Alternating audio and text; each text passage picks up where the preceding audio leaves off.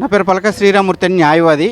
ఈ రోజున 22వ వార్డులో కార్పొరేటర్ చెప్పారని అభివృద్ధి అని చెప్పేసి ఇక్కడ గోతులు తవ్వేసి violation of the law injunction order ఉన్నా కూడా అధికారులు కార్పొరేటర్ చెప్పిన మాటలు వింటున్నారు తప్ప చట్టాన్ని ఏ విధంగా గౌరవించలేదు. కార్పొరేటర్కి అధికారులు ఎంత కమ్ముడిపోయారో అర్థం కాని పరిస్థితి ఉంది. ఇక్కడ గొయ్యిలు తవ్వి 90 రోజులు అవుతున్నాయి. జనరల్గా చట్ట ప్రకారంగా గొయ్యి తవ్వారంటే అది 4 వారాల్లో పూర్తి చేయాలి. కానీ 90 రోజులైనా కూడా అది పూర్తి చేయకపోవడం వల్ల ఆ దుర్గంధం బయటకు వచ్చి ఇక్కడ ఉన్న ప్రజలందరికీ కూడా అనేక వ్యాధులు అంటుకుంటాయి. అంటే వీళ్ళు అభివృద్ధి చేద్దాం అనుకుంటున్నారా, వ్యాధులు అంటగలుపుదాం అనుకుంటున్నారా? అధికారులు మీరు కార్పొరేట్లతో కొమ్మక్కయ్యి మీరు ఎంత తీసుకున్నారు? చట్టాన్ని మీరు ఎందుకు వైలేట్ చేస్తున్నారు?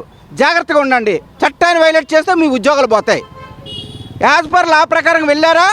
ప్రజలకు మీకు ఉద్యోగాలు ఇస్తున్నది ఎందుకంటే ఉద్యోగం ఇచ్చింది ఎందుకంటే మీ జీతాలు ఎవరు ఇస్తున్నారు? ప్రజలు ఇస్తున్నారు. వాళ్ళు కట్టిన పన్నుల నుంచి మీకు జీతాలు ఇస్తున్నారు.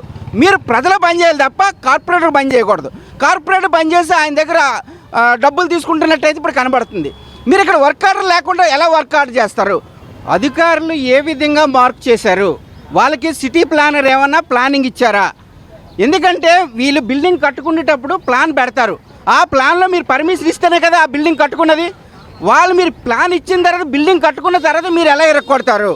మీరు వాళ్ళు వైలేషన్ చేశారని అనుకుంటున్నారా? అలాంటప్పుడు మీరు కోర్టు నుంచి ఆర్డర్ తెచ్చి ఇదిగో మీరు ఆర్డర్ వైలేట్ చేశారు కావున మీది మేము పగలగొడుతున్నాం అని చెప్పేసి చేయాలి.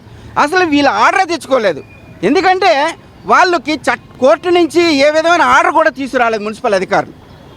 మున్సిపల్ అధికారులు ఎప్పుడు కూడా కోర్టు నుంచి ఆర్డర్ తెచ్చుకోవాలి. ఆర్డర్ తెచ్చుకున్న తర్వాతే వాళ్ళు డిమాలిష్ చేయాలి తప్ప వీళ్ళు కార్పొరేటర్ చెప్పారని చెప్పేసి మీరు చెదకొట్టడం అనేది చట్టరీత్యా నేరం. మీ ఉద్యోగాల పట్ల జాగ్రత్తగా ఉండండి.